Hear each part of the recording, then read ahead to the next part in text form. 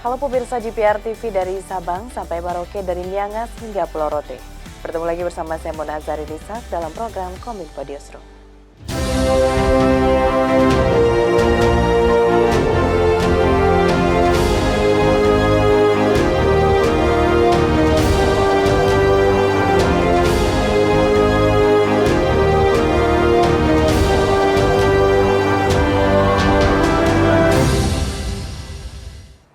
Pemirsa, kita ke informasi pertama.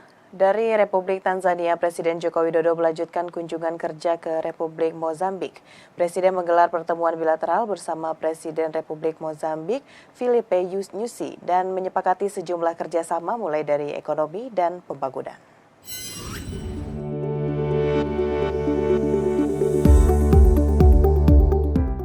Sebagai tindak lanjut dari pertemuan Indonesia-Afrika Infrastructure Dialog yang digelar di Bali pada Agustus 2019 lalu, Presiden Republik Indonesia Joko Widodo melakukan pertemuan bilateral dengan Presiden Mozambik Filipe Nyusi di Maputo, Mozambik.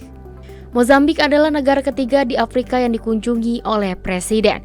Dari pertemuan tersebut menghasilkan sejumlah kesepakatan mulai dari pertahanan kesehatan, ekonomi, hingga pembangunan.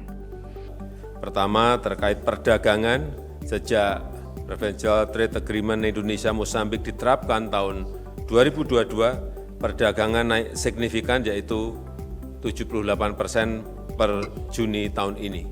Dan kami telah sepakat untuk mengoptimalkan pemanfaatan PTA untuk pelaku usaha melalui kerjasama antar kamar dagang.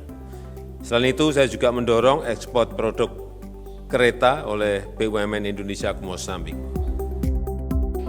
Selanjutnya, Presiden merespon positif rencana investasi pengelolaan migas oleh BUMN Indonesia dan perluasan investasi di sektor pembangkit listrik, produksi hingga penjualan distribusi gas dari pihak swasta Indonesia. Presiden juga mendorong rencana pembentukan bilateral investment treaty kedua negara dengan menginstruksikan menteri terkait untuk menyelesaikan regulasi tersebut. Untuk bidang ketahanan kesehatan, Presiden meminta kepada Presiden Nyusi untuk memudahkan pendaftaran vaksin Indonesia di Mozambik. Dan meminta dukungan Presiden Nyusi untuk proses registrasi vaksin Indonesia. Yang keempat, Indonesia terus berkomitmen untuk memperkokoh kerjasama pembangunan dengan Afrika, dan Indonesia sedang merampungkan Grand Design untuk pembangunan 5 tahun ke depan untuk Afrika di sektor kesehatan, pangan, dan energi, dan sektor yang lain yang menjadi kepentingan Mozambik. Dan terakhir, Presiden menyampaikan telah membentuk task force untuk menindaklanjuti pertemuan bilateral Republik Indonesia dengan Mozambik. Presiden berharap dengan task force bisa tercapai tindak lanjut dari pertemuan Republik Indonesia-Mozambik. Sebagai penutup, saya mengundang partisipasi Mozambik pada Indonesia Afrika Forum yang kedua tahun depan. Terima kasih. Pemirsa, hari ini Menteri Keuangan dan Menteri Kesehatan negara-negara ASEAN lakukan perkunjungan dalam rangkaian agenda keketuaan ASEAN 2023 di Jakarta. Dalam pertemuan ASEAN Finance and Health Minister Meeting tersebut, Indonesia memfokuskan pembahasan mengenai evolusi dana respons ASEAN yang diharapkan mampu menjadi dinding pertahanan negara kawasan ASEAN apabila kembali diterpa pandemi di masa mendatang.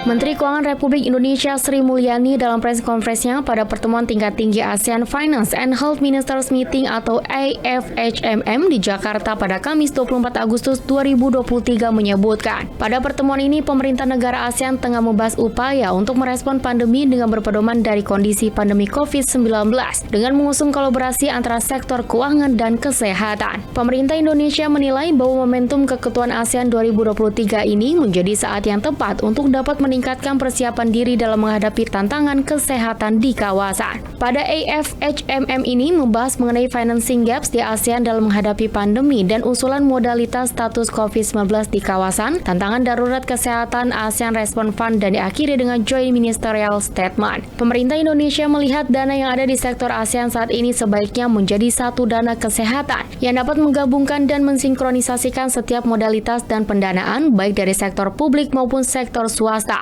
sehingga dapat terbentuknya skema wilayah nasional maupun global agar dapat menyalurkan dana tersebut secara efektif dan efisien untuk menangani keadaan darurat yang muncul. Indonesia berkomitmen untuk meningkatkan kekuatan kerjasama untuk meningkatkan ketahanan komunitas ASEAN. Hasil dari diskusi ini akan didiskusikan kembali seperti apa kerjasama atau dukungan jalur keuangan terhadap jalur kesehatan untuk memperkecil atau menutup gap pembiayaan di bidang kesehatan khususnya untuk merespon pandemi. Sementara itu, hasil dari pertemuan tingkat tinggi yang diadakan pada tanggal 24 Agustus ini akan diumumkan pada tanggal 5 hingga 7 September 2023 mendatang. The recent evolution of the fund has revisited the function to allow for more flexible use of this fund by also including other public health and emerging diseases.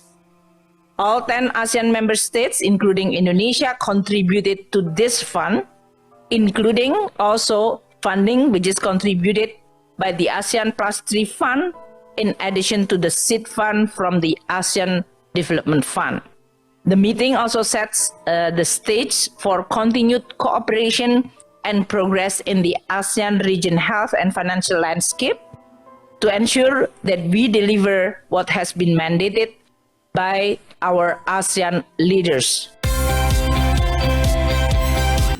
Kita ke informasi lainnya pemirsa, pemerintah Republik Rakyat Tiongkok mengundang Wakil Presiden Republik Indonesia Ma'ruf Amin untuk menghadiri China ASEAN Expo 2023 pada 16 hingga 19 September 2023 di Kota Nanning, Tiongkok. Melalui keikutsertaan Indonesia dalam China Expo 2023 akan memperkuat jenama produk-produk Indonesia serta meningkatkan volume ekspor ke China. Duta Besar Indonesia untuk RRT Jauhari Oratmangun menyampaikan secara resmi undangan dari pemerintah RRT kepada Wakil Presiden Republik Indonesia Ma'ruf Amin untuk menghadiri China ASEAN Expo atau CHA Expo ke-20 yang digelar di Kota Nanning, Tiongkok pada pertengahan September 2023 mendatang. CHA Expo merupakan salah satu expo terbesar di China yang menjadi ajang pameran bagi negara-negara ASEAN. Indonesia sebagai negara dengan populasi muslim terbesar di dunia memiliki kesempatan baik untuk memamerkan produk-produk unggulannya, khususnya produk halal. Jauhari Oratmangun menegaskan bahwa dalam ajang CHA Expo kali ini, Indonesia memiliki target untuk branding produk-produk Indonesia, terutama produk UMKM dan produk hilirisasi. CHA Expo itu salah satu pameran yang besar di Tiongkok. Target kita itu untuk branding produk-produk Indonesia. Karena biasanya kita branding produk-produk Indonesia itu melalui partisipasi di Expo maupun di e-commerce platform. Jadi itu untuk branding Indonesia, khususnya produk-produk andalan Indonesia.